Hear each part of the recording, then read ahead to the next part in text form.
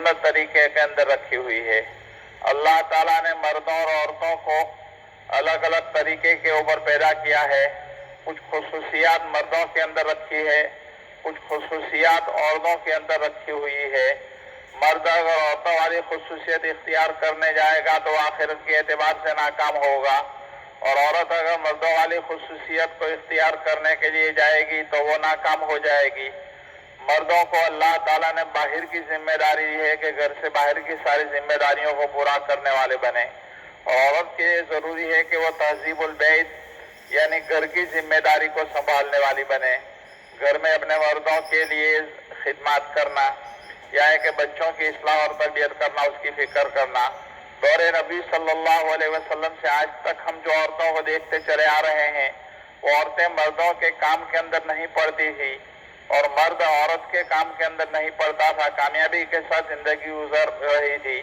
لیکن آج کل ہمارے ماں بہنوں میں سے ایک طبقہ ایسا بنا ہوا ہے جو مردوں کے شانہ بشانہ چلنا چاہتی ہے، اور جتنے کام مرد کرتے ہیں وہ سارے کام عورت بھی کرنا چاہتی ہے۔ یہ ہماری کامیابی کی ناکامی کی بہت بڑی منزل ہے، ناکامی اس سے حاصل ہوتی ہے۔ اس لیے ضروری ہے کہ عورتیں اپنے محور کے اندر رہ کر محنت کرے اور سنت طریقے کے مطابق زندگی گزارے۔ سنت کا مطلب ہے وہ طریقہ جو دین کے اندر پسندیدہ اور رائج ہو، چاہے وہ فرض اور واجب نہ ہو، لیکن نبی کریم صلی اللہ علیہ وسلم نے اور آپ کے بعد خلفائے راشدین نے اس کے اوپر پابندی کی ہو۔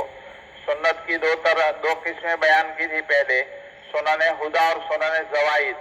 سنن ہدا وہ طریقے ہیں جو نبی کریم صلی اللہ علیہ وسلم نے کر کے بتلائے تاکہ امت اس کا اتباع کرے، جیسے جماعت کے ساتھ نماز پڑھنا، اذان، اقامت، نیز وہ طریقے جن کی آپ صلی اللہ علیہ وسلم نے تاکید فرمائی، ان کو سنت موقدہ بھی کہتے ہیں۔ جن کو چھوڑے گا وہ قابل ملامت اور اس کا چھوڑنا برا ہے۔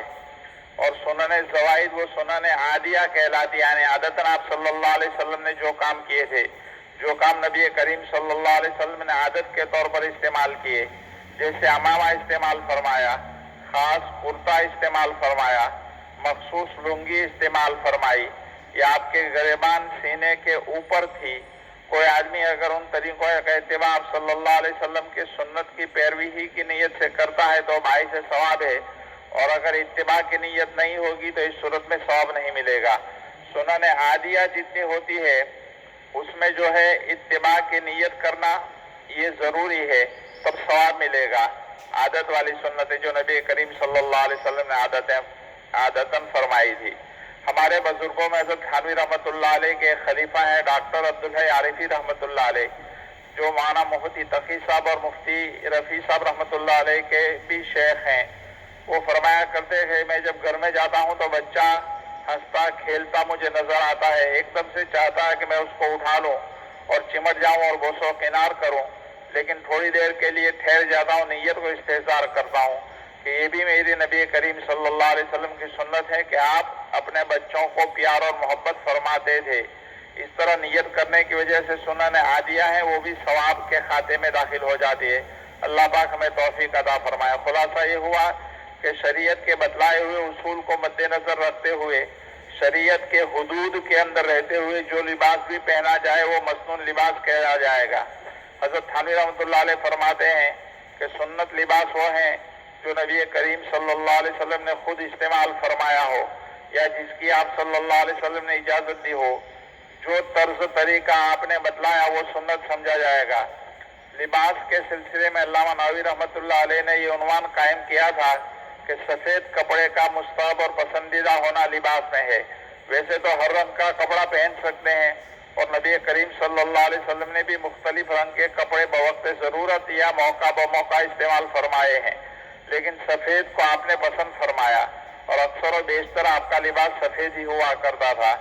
اس لیے فرمایا کہ احمر یعنی ایسا لال لباس جو سرخ رنگ کی ملاوٹ والا ہو، سبز، پیلا، کالا یہ سب رنگ کے لباس پہننا بھی جائز ہے۔ اس طرح قطن یعنی سوتی لباس، کتان، بال اور اون کا لباس پہننا بھی جائز ہے۔ خلاصہ ہے کہ مختلف طریقے کے لباس، جیسے آج کل کی نئی ایجادات کی وجہ سے جو کپڑے بنائے جاتے ہیں، جیسے نائلون اور مختلف معدنیات سے جو چیزیں ملتی ہیں اس کا استعمال کرنا جائز ہے، سوائے ریشم کے۔ اور ریشم کے متعلق جیسے پہلے بیان کیا کہ اصلی ریشم حرام ہے، لیکن بناوٹی ریشم جس کو آرٹ سلک کہا جاتا ہے وہ جائز ہے، لیکن اس سے بھی بچنا اچھا ہے۔ تو پسندیدہ رنگ یہ بیان فرما رہے ہیں امام نووی رحمۃ اللہ علیہ کہ رسول اکرم صلی اللہ علیہ وسلم سے زیادہ پسندیدہ یہ ہے کہ اپنے لباس میں مرد ہیں تو وہ سفید لباس استعمال کریں۔ سفید لباس کو دنیا میں بھی پسند کہا گیا اور آخرت میں بھی یہ چیزیں پسندیدہ ہوگی۔ اللہ پاک ہمیں توفیق عطا فرماویں اور مردوں عورتوں کے متعلق جو ہدایات ہمیں نبی کریم صلی اللہ علیہ وسلم سے ملی ہیں اس کے متعلق زندگی گزارنے کی توفیق عطا فرمائیں۔ سبحان اللہ۔